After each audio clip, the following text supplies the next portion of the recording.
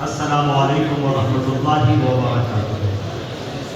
معزز سامعین، یقین جانیے سوچا تھا کہ کچھ شعر پڑھوں گا، لیکن سارے شعر حافظے سے گل ہو گئے، بتی گل ہو گئے، ختم ہو گئے کہ کیا پڑھنا۔ ایسے ایسے فنکار اور بالخصوص معیار شبلی کا ایک لڑکا جو یقیناً حضرت صدر موصوف نے بھی جناب حضرت مولانا مفتی آصف صاحب دامت برکاتہ بلا لیا، اور ساتھ ہی ساتھ جناب حضرت مولانا مفتی عبدالسلام صاحب راجستھان سے تشریف لائے ہیں، اور حالانکہ ان کا آبائی وطن جو ہے اردو ادب کے ٹائیگر ان دور کے ایک شاعر راحت مندوری جہاں کے ہوا کرتے تھے، وہی ان کا آبائی وطن ہے ماشاءاللہ۔ تو مفتی سعید صاحب بھی تشریف رکھتے ہیں، دیگر تمام ہستیاں۔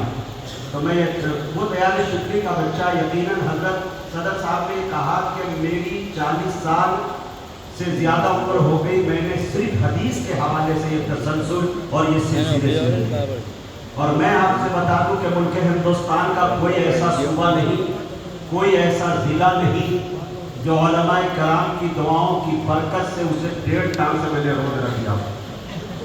اب بڑے بڑے جلسے کے اندر بڑے بڑے خطبہ کے درمیان مجھے نظامت کرنے کا موقع ملا، لیکن واللہ کہہ رہا ہوں خانہ خدا میں کہ قرآن کا تسلسل اور اس سلسلے کو رب جلال تک پہنچا دینا اپنے اساتذہ سے، قسم خدا کی میں نے پہلی مرتبہ یہ دیکھا، اور یہ آ کر مجھے میرے دوستو جامعۃ القرآن قبل کا سورۃ حجرات میں میسر، یہ اللہ تعالیٰ انہیں خوش رکھے۔ سہیل اقبال نے کبھی کہا تھا اعظم گڑھ کے اندر کہ اس خطہ اعظم گڑھ پہ فیضان تجلی ہے اکثر، جو ذرہ یہاں سے اٹھتا ہے وہ نیر اعظم ہوتا ہے۔ تو ظاہر سی بات ہے وہ معیار شبلی ہے، جہاں سیرت النبی علامہ شبلی نعمانی لکھتے ہیں، اور غالباً جامعہ ازہر مصر میں نصاب میں بھی ان کا شمار ہوا کرتا تھا میرے دوست۔ تو یقین جانیے، اب آئیے میں نعت رسول پڑھوں، لیکن میرے دوستو آپ جانیے کہ میں ہنگامے میں پڑھنے کا تھوڑا عادی ہوں، لیکن تھوڑا سا کہیں نہ کہیں ڈیمیج ہو جاتا ہوں، چونکہ اساتذہ کرام ہے تو ان چیزوں کا بھی خیال کرنا ہے۔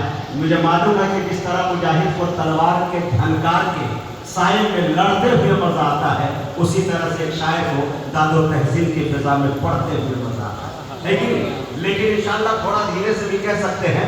میں صرف ہاتھ اٹھاؤں گا تو کم سے کم آپ اپنی دعاؤں سے نوازیں گے۔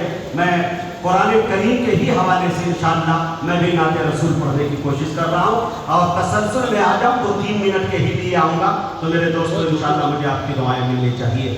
آئیے میں بتاتا چلوں آپ کو میرے دوستو کہ وہ نہ آئے ہوتے تو دریا کو طغیانی نہ ملی ہوتی، وہ نہ آئے ہوتے تو موجوں کو روانی نہ ملی ہوتی، وہ نہ آئے ہوتے تو 5 وقتہ نماز کا تصور بھی نہ ہوا ہوتا، وہ نہ آئے ہوتے تو رمضان المبارک کے 29-30 روزے میسر نہ ہوئے ہوتے۔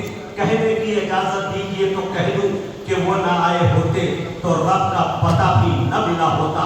تیرے بوریے پہ سلام ہو کہ وقارت تخت مٹا دیا، تیرے جھوپڑے پہ درود ہو کہ زمین کو عرش بنا دیا، تیرے فکر و فاقہ نے حل کیے ہیں معاشیات کے مسئلے کہ تیری غریبی نے ہم غریبوں کو زندہ رہنا سکھا دیا۔ میرے دوستوں میں آپ کو بتاتا چلوں کہ حضرت آمنہ فرماتی ہے کہ جب سے یہ بچہ میرے بدن میں آیا ہے، میرے شکم میں آیا ہے، میرے پیٹ میں آیا ہے، عجیب سی کیفیت محسوس کرتی ہوں۔ حضرت آمنہ فرماتی ہے کہ جب سے یہ بچہ میرے شکم میں آیا ہے، میں رات کی تاریکی میں سوتی ہوں، یہ چاند یہ ستارے جھک کر عقیدت سے سلام پیش کرتے ہوئے نظر آتے ہیں۔ حضرت آمنہ فرماتی ہے کہ جب سے یہ بچہ میرے شکم میں آیا ہے، میں کنویں میں پانی لانے جاتی ہوں سہیلیوں کے ساتھ، تو یقین جانیے کنویں کا پانی اچھل کر استقبال کرتا ہوا نظر آتا ہے۔ حضرت آمنہ فرماتی ہے کہ جب سے یہ بچہ میرے بدن میں آیا ہے، میرے شکم میں آیا ہے، میرا بدن مہکتا ہے، گھر بار مہکتے ہیں، در و دیوار مہکتے ہیں، گفتار مہکتے ہیں۔ عبد المطلب فرماتے ہیں بیٹی پتا تو صحیح تیرا بدن اتنا مہکتا کیوں ہے، تو اتنا مہنگا عطر لگائی کہاں سے ہے، لائی کہاں سے ہے؟ حضرت آمنہ فرماتی ہے کہ ابا حضور جب سے یہ بچہ میرے بدن میں آیا ہے، میرے شکم میں آیا ہے، در و دیوار کا مہکنا دور کی بات، گھر کا مہکنا دور کی بات، راستے کا مہکنا دور کی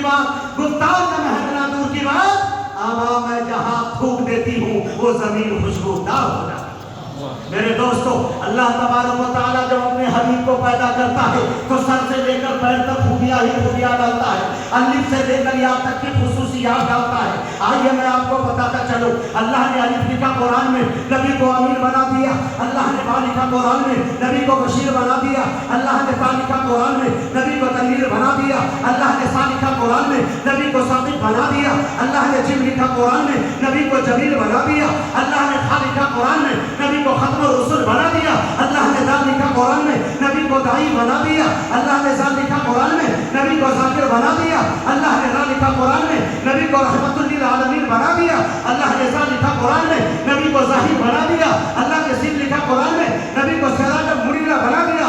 اللہ نے شین لکھا قرآن میں، نبی کو شاکر بنا دیا۔ اللہ نے صاد لکھا قرآن میں، نبی کو صابر بنا دیا۔ اللہ نے زاد لکھا قرآن میں، نبی کو ضامر بنا دیا۔ اللہ نے تا لکھا قرآن میں، نبی کو طارق و طاہر بنا دیا۔ اللہ نے زا لکھا قرآن میں، نبی کو ظفر بنا دیا۔ اللہ نے عین لکھا قرآن میں، نبی کو حامد بنا دیا۔ اللہ نے غین لکھا قرآن میں، نبی کو غیور بنا دیا۔ اللہ نے فا لکھا قرآن میں، نبی کو فاتح مکہ بنا دیا۔ اللہ نے قاف لکھا قرآن میں، نبی کو قوی بنا دیا۔ اللہ نے کاف لکھا قرآن میں، نبی کو کریم بنا دیا۔ اللہ نے لام لکھا قرآن میں، نبی کو لعیق بنا دیا۔ اللہ نے میم لکھا قرآن میں، نبی کو مسیح بنا دیا۔ اللہ نے نون لکھا قرآن میں، نبی کو نذیر بنا دیا۔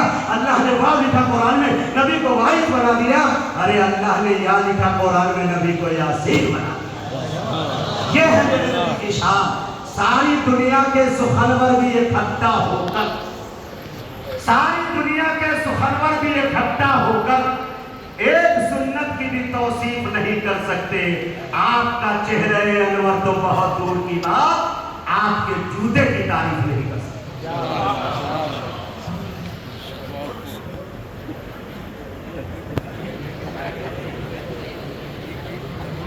ناظر عربی کے امام کا پروگرام پیش فرمائیں، تشریف لائیں۔